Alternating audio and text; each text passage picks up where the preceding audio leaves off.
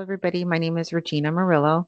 I am an enrolled tribal citizen of the Gabrielino Tongva Nation, and I am a co-facilitator for the Aurora Indigenous Training and Technical Assistance Center Stress Management Workshop. Hi, everyone. My name is Candice, and I'm an enrolled tribal member of the Navajo Nation. I co-facilitate this workshop with Regina through the Aurora Indigenous TTA Center.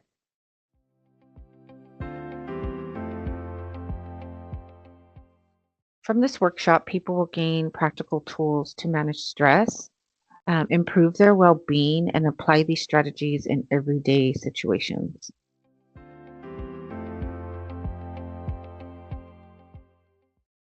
One thing I wish more people knew about stress is that managing it is not just personal. It affects how you show up for our teams, our work, and our communities.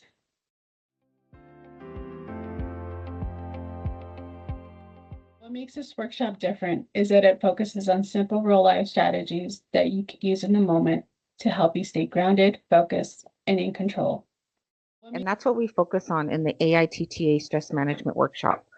Practical tools that support both individual well-being and stronger, healthier organizations.